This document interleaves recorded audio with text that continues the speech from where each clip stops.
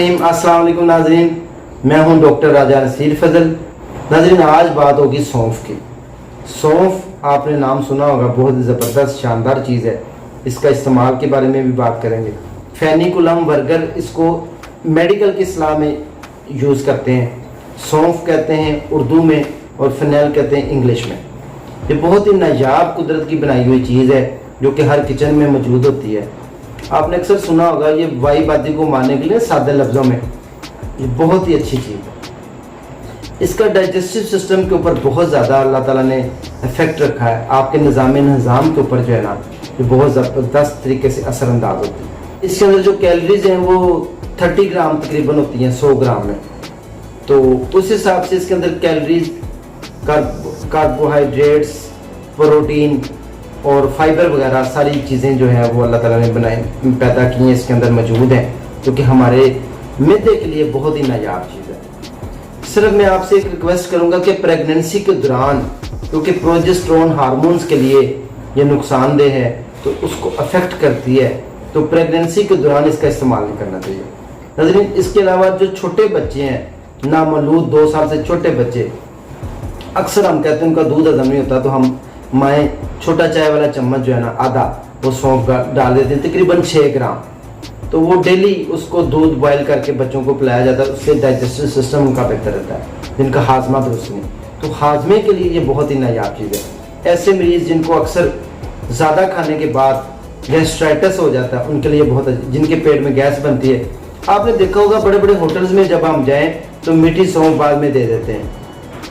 सुपारी और सौंफ जो है तकरीबन हर सुपारी में यूज़ होती है, पान में भी सौंफ यूज़ होती है। सौंफ बेसिकली हाजमेदार ऐसी ग़िज़ा अल्लाह ने पैदा की है कि हमारे डाइजेस्टिव सिस्टम को ये एज ए कार्बोनेटिव जो मेडिसिन हम यूज़ करते हैं, कार्बोनेटिव मिक्सचर के तौर के ऊपर जो है ना, जैसे हम यूज़ करते हैं, अगर हम इसका इस्तेमाल करें, खाना आपका डाइजेस्ट हो जाएगा। बिलफर्ज आपने कभी किसी दिन पेट भर के खाना खा लिया है तो आप सौंफ बाद में इस्तेमाल करें, मीठी सौंफ, तो इंशाल्लाह आपका खाना भी हजम हो जाएगा और आपको कोई बीमारी भी नहीं। अक्सर आपने देखा होगा बदहजमी हो जाती है, खट्टे, उसके लिए भी बहुत नायाब और शानदार चीज़ है। सौंफ को अपनी ज़िंदगी का हिस्सा बनाएं, साथ साथ इसका इस्तेमाल करें। नाज़रीन, इसके अलावा जिन लोगों को प्यास बहुत ज़्यादा लगती है, प्यास की शिद्दत जो है, प्यास की हिद्दत को कम करती है, ऐसे लोग अगर सौंफ का इस्तेमाल डेली करना शुरू कर दें, खाने के बाद ही ले लें, मीठी सौंफ इस्तेमाल कर लें, तो कोई नुकसान नहीं। इसके अलावा हाई ब्लड प्रेशर के मरीज़, शुगर के मरीज़ बिला लिहाज इस्तेमाल कर सकते हैं। मैदे के मरीज़, कॉन्स्टिपेशन, कब्ज़ के मरीज़ अगर इसको रेगुलर इस्तेमाल करें, उनकी कॉन्स्टिपेशन जो है ना, उसका भी ट्रीटमेंट है। हाजमे को बेहतर कर देती है, गैस्ट्राइटिस को भी बेहतर करती है, आंतड़ियों की सोजिश को बेहतर करती है। जिनका मैदा ठीक नहीं होता, अगर रेगुलर इसका इस्तेमाल शुरू कर दें, जैसे कि ओमेप्राज़ोल वगैरह कैप्सूल खाते हैं, तो उसकी जगह पे इसका इस्तेमाल अगर खाने के बाद करना शुरू कर दें, तो उनका प्रॉपर डाइजेस्टिव सिस्टम अपनी जगह पर आ जाता है। क्योंकि जो गैस्ट्रिक एंजाइम है मैदे के अंदर, जो अल्लाह ताला ने गैस्ट्रिक जूस रखा है, उसको बेहतर करती है, उसके अफ़ाल को बेहतर करती है। इसलिए डाइजेस्टिव सिस्टम के बार बार मैं इसलिए कह रहा हूँ कि उसके ऊपर बहुत ज़्यादा अच्छे तरीके से असरअंदाज होती है और आपके डाइजेस्टिव सिस्टम की जितनी भी प्रॉब्लम्स हैं उनको सॉल्व करती है विद कॉन्स्टिपेशन। इसलिए सौंफ का इस्तेमाल अपनी ज़िंदगी में रखें, छोटे बच्चों से लेकर बड़ों तक। सिर्फ प्रेगनेंसी के दौरान हमारी माएँ बहनें बेटी इस्तेमाल ना करें, अदरवाइज़ आप हर कंडीशन में हर माएँ बहन बेटी और भाई बच्चे बड़े बूढ़े सब इस्तेमाल कर सकते हैं। सबके लिए यकसा मुफीद है और तमाम ऐसे अमराज जो मैंने नाम लिया है, सब अगर रेगुलर इसका इस्तेमाल करते हैं तो तमाम अमराज से आप छुटकारा पा लेंगे रेगुलर सौंफ का इस्तेमाल करने से। इसके अलावा ऐसे लोग जिनका नाक बंद हो जाता है, अगर वो रेगुलर सौंफ इस्तेमाल करेंगे तो नाक उनका खुल जाएगा। नाक बंद होने की वजह से खुश खांसी पैदा होती है। जब खुश खांसी पैदा होती है तो खुश खांसी को भी कवर करेगी, क्योर करेगी। तो लिहाजा इसका इस्तेमाल करें।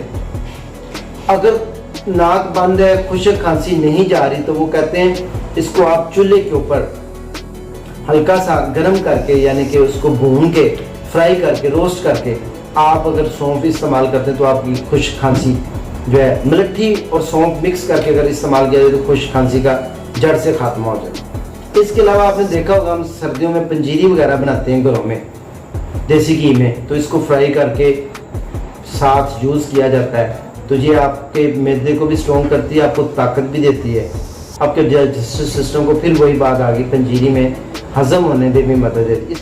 पेट दर्द जितना मर्जी शदीद हो, अगर आप एक चाय वाला चम्मच सौंफ ताज़े पानी के साथ ले लेते हैं तो पेट दर्द आपका ख़त्म हो जाएगा।